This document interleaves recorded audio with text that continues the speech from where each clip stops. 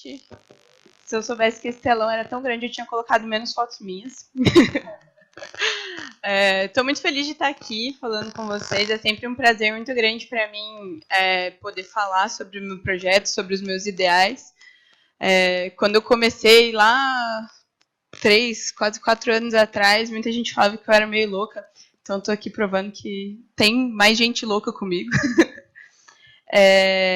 Bom, essa é a frase que tem me acompanhado nos últimos tempos, porque às vezes a gente esquece quantas coisas estão envolvidas no simples ato de comer, né? O Felipe falou um pouco sobre as abelhas, que é uma pequena parcela disso, e eu sempre falo que comer engloba tantas escolhas e tem tanto impacto que não tem que permanecer omissa, né? A gente, às vezes, esquece que quando a gente está escolhendo comprar alguma coisa para se alimentar, tem todo um ecossistema antes e depois daquele alimento passar pelas nossas mãos. Então, se por acaso eu estou escolhendo comprar um alimento com agrotóxico, a gente está, de repente, financiando um sistema que a gente não concorda ou que a gente acha que não é tão legal. Porque muitas vezes um produto produzido com agrotóxico está, sei lá, ferrando a saúde de alguém, ou de repente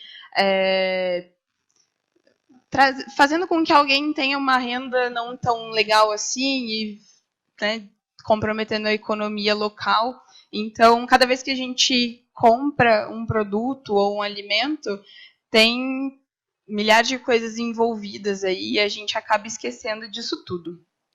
E eu acredito muito que a gente se afastou disso, né? Se antes, bom, eu nasci em Minas e a minha avó tinha hortinha em casa, então muita coisa do que a gente comia vinha da hortinha dela ali, e eu sabia quanto tempo demorava para produzir, então tinha julho, era tipo um mês de fazer pamonha em família, porque era a época do milho e era férias, então todo mundo se reunia para fazer pamonha. E eu sabia que tinha larvinhas, que a gente vira e mexe encontrava uma desagradável. E hoje em dia a gente não vê mais isso, né? As pessoas cada vez mais querem comida rápido, não sabe de onde vem, quem produziu. Tem as modinhas, né? No blog eu falo muito de alimentação saudável, e aí vira e mexe tem uma pessoa que manda lá, mas e a goji berry? Dói meu coração, né?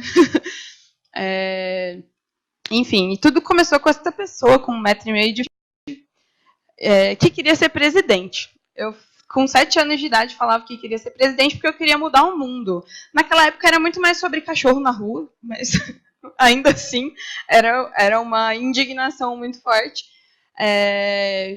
pela desigualdade, né? Sempre, de alguma forma, enxerguei os seres vivos de uma forma bem igualitária e aquilo me deixava bem chocada. Então, quando eu tinha meus 7 anos, eu perguntei para minha mãe quem que eu precisava ser para mandar em todo mundo, porque estava tudo errado. E aí, minha mãe, na inocência dela, falou que eu tinha que ser presidente, então, desde pequenininha, eu sempre falava isso. Eu acabei me formando em arquitetura, quis cursar gastronomia, porque minha mãe já tinha tido um restaurante, mas ela não deixou. E acabei fazendo arquitetura porque achava que, de repente, trabalhando com gestão urbana, eu pudesse, de certa forma, mudar alguma coisa, né?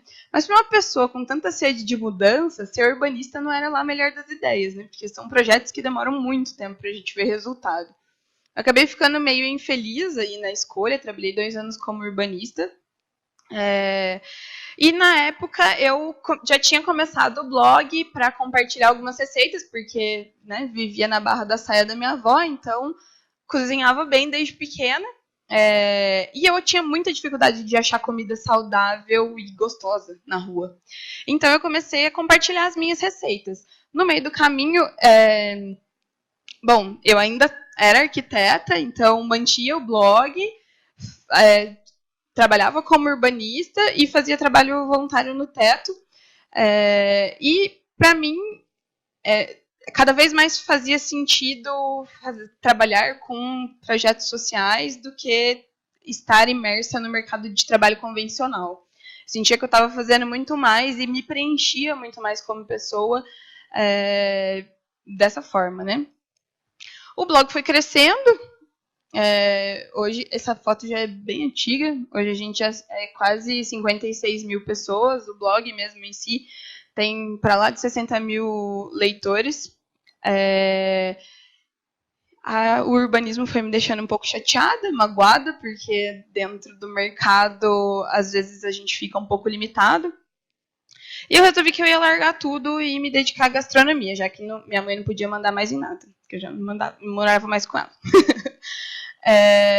Na mesma época, bom, eu sempre tive um cuidado estético com o blog, porque sou arquiteta. E, na época, uma editora me convidou para lançar um livro, para escrever um livro de receitas, porque gostava das minhas fotos e tudo mais. E foi o que eu precisava para decidir largar tudo. Na época, eu tinha sido diagnosticada também com depressão. E, bem teimosa que sou, falei para minha psicóloga que eu não ia tomar remédio, eu não ia no psiquiatra, eu ia tirar férias. E tirei uma semana para ir para Minas. Nessa uma semana, minha mãe me lembrou dessa história de querer ser presidente. E eu comecei a resgatar minhas raízes e entender quais eram os valores que eu tinha como pessoa que eram inegociáveis para mim. Porque era neles que eu precisava me agarrar se eu quisesse sair desse buraco, né? Sair desse período nebuloso da minha vida. Nessa ida para lá, já com o projeto do livro em mente e em desenvolvimento, eu decidi que eu ia ter meu próprio projeto social. Já que eu já estava imersa na gastronomia mesmo, e com o teto eu sabia quanta gente tinha comendo, não passando fome necessariamente, mas comendo mal. E aquilo me deixava muito inquieta, porque se por um lado essas pessoas comiam mal e não tinham muito acesso à alimentação o tempo todo, com facilidade, por outro, eles a gente estava vendo a desigualdade crescer desde pequeno, porque se uma criança ela não se alimenta de alimentos nutritivos, ela nem se desenvolve corretamente, né, saudavelmente. E aí, como é que a gente fala de meritocracia se a coisa é tão mais embaixo do que a gente imagina? E aquilo foi me deixando louca. Eu falei, meu Deus, preciso fazer alguma coisa para isso, para mudar isso, né?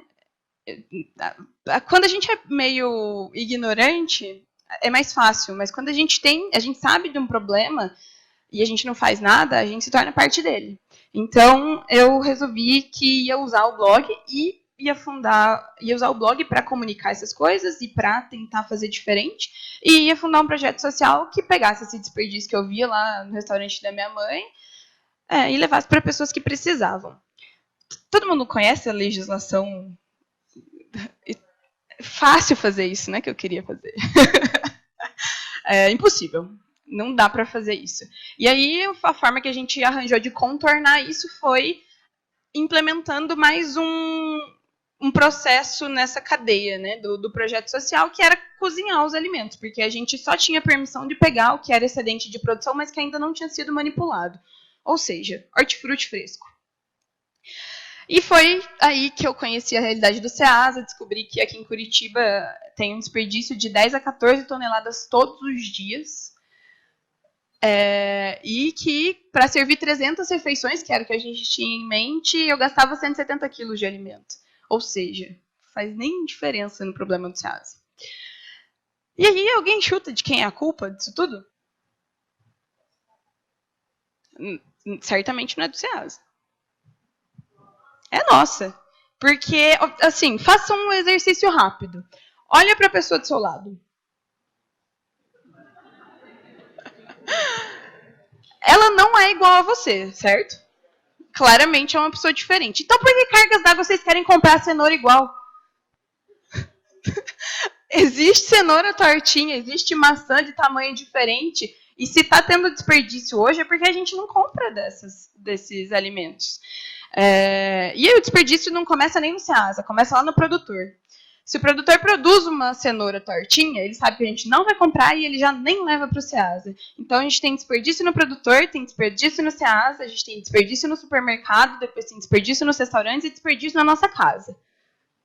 É muito desperdício para uma frase só. E foi assim que o projeto começou. Basicamente, pegando esses alimentos, preparando e levando para moradores de rua, para associações. A gente já fez até com transexuais, já fizemos em comunidades, até na comunidade Cachimba, que é a comunidade onde eu fazia voluntariado com teto. Só que a pessoa é muito inquieta, como vocês já perceberam.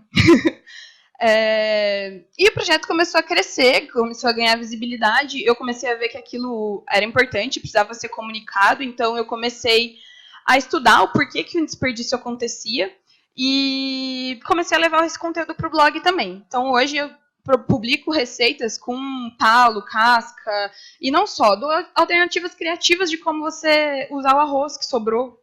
A gente conversa o tempo todo sobre isso no blog, sobre as dificuldades das pessoas. Então, tem receita com pão amanhecido, e não só, tem outras receitinhas mais normais também, mas a gente tem as receitas que eu chamo de receitas conscientes. Isso acabou me levando a lugares que eu jamais imaginei na minha vida. A Manu Bufara, todo mundo deve conhecer, madrinha do projeto, e acabou aconselhando a gente, conectando a gente com pessoas bem importantes. Isso me levou lá num evento da ONU na Dinamarca. E lá eu tive a oportunidade de conhecer outras realidades, outras problemáticas que envolviam alimentação e descobrir soluções para o meu projeto também. Por quê? Como eu disse, eu sou bem inquieta e eu sabia que fazendo o que eu estava fazendo, ele ia existir para sempre. Eu estava simplesmente remediando um problema. E foi aí que me veio a ideia de escalar ele de um jeito diferente. Porque eu não precisava ter o projeto em várias cidades. Mas se eu, de certa forma, mudasse o mindset dos voluntários, eu ia levar a mensagem do projeto para muitas pessoas. Então, hoje, o Good Truck é quase uma lavagem cerebral. Cuidado se vocês forem participar, porque vocês podem sair de lá muito diferentes. Então, eu comecei a estudar um pouco mais sobre psicologia, sobre facilitação, dinâmicas, meditação, enfim, N coisas, para eu poder trabalhar de pessoa para pessoa. Então, hoje, os voluntários que passam pelo Good Truck, eles recebem uma carga de informação bem grande e eles trabalham até coisas emocionais e bem profundas para eles, porque eu comecei a entender que esse consumo inconsciente é uma coisa cultural, é enraizada. O marketing e a publicidade são culpados disso também, e a gente como pessoa. Se eu pedir para vocês listarem para mim 5 coisas que vocês gostam em vocês saberiam fazer isso com bastante rapidez? Se você sim? Maravilhoso, tá vendo? Mas de todas as vezes que eu fiz essa dinâmica, a dificuldade foi imensa.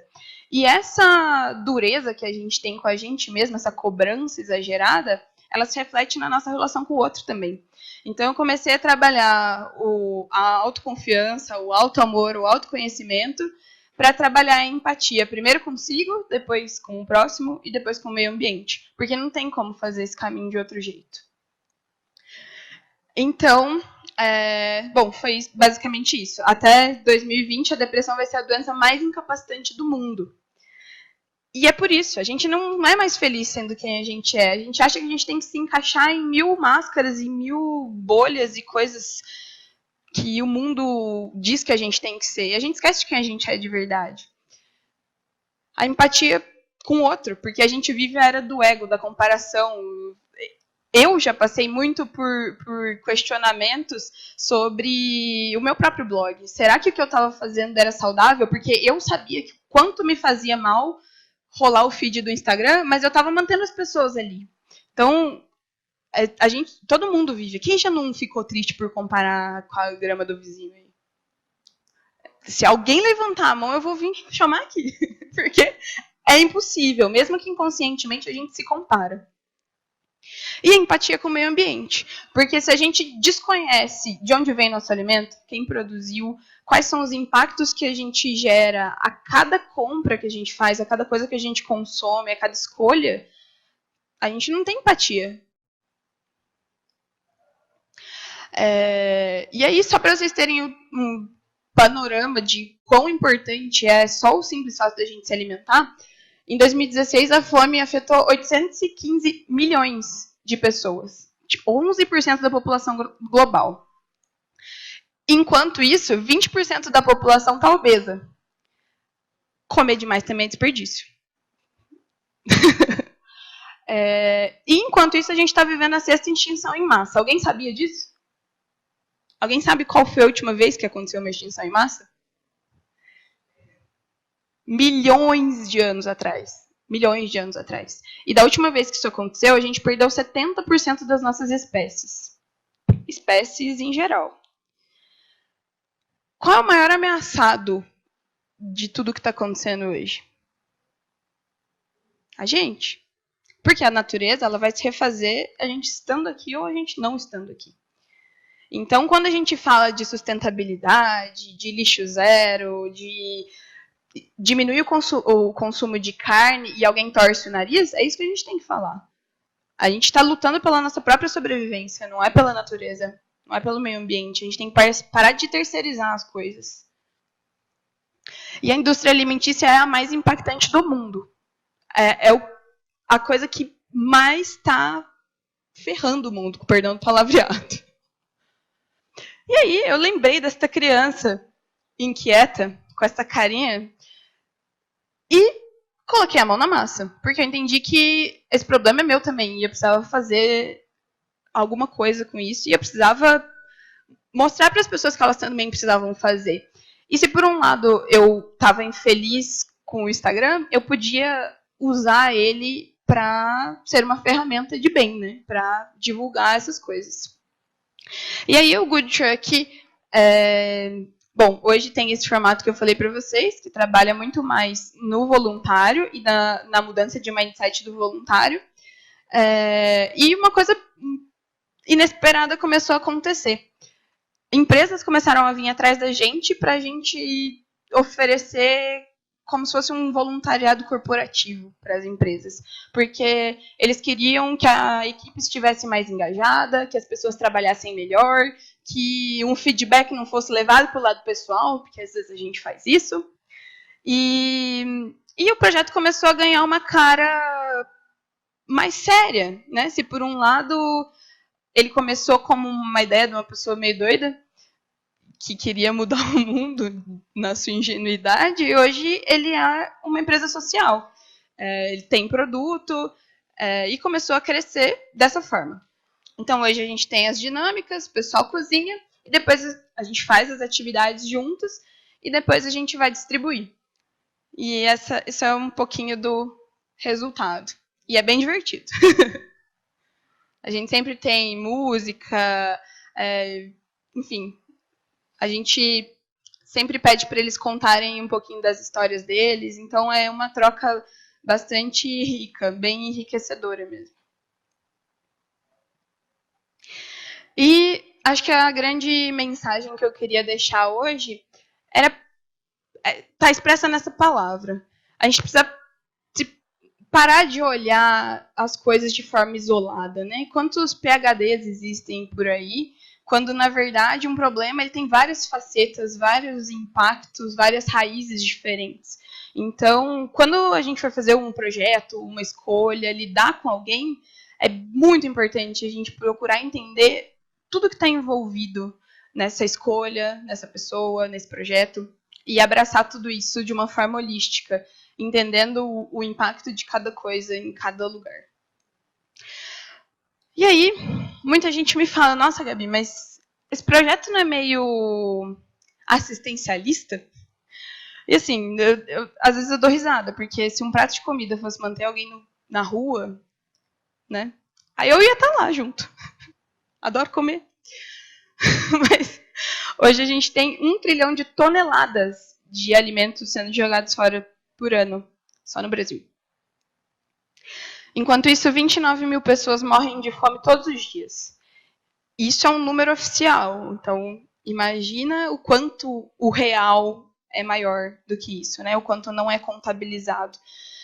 E só para vocês terem uma ideia da dimensão, só aquelas 14 toneladas de alimentos que são jogados fora todos os dias em Curitiba, daria para alimentar essas 29 mil pessoas.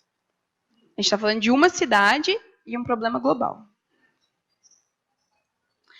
A gente mata 190 animais por segundo para se alimentar. Hoje no Brasil a gente tem mais gado do que pessoas. E estamos vivendo essa extinção em massa. Bom, projetos futuros, né? Não tem como falar isso tudo sem falar qual é o próximo caminho que a gente vai tomar. A ideia é transformar essa brincadeira de pegar alimentos de excedente de produção e transformar em comida numa grande empresa que disponibiliza esse alimento para outras pessoas também. Então, em breve, vocês vão ver os lançamentos aí, mas a gente vai realmente fazer isso numa escala um pouquinho maior, e isso vai acabar financiando o projeto na mudança de mindset dos voluntários. E o blog também está tomando outra cara. Se antes eu só disponibilizava as receitas, a partir do começo do ano que vem, você pode escolher se você quer a receita para uma pessoa ou para 5 pessoas, e ele vai gerar a lista de compras certinha para você não precisar comprar mais e desperdiçar. Então, a gente pode usar a tecnologia para mudar o mundo, sim, né? E essa é a grande frase que eu sempre falo no blog. A gente nunca vai mudar o mundo se a gente não começar por a gente mesmo. Então, primeiro, revolucione-se antes de revolucionar o mundo, porque revolucionar o mundo vai com certeza ser uma consequência da sua revolução interna. É isso.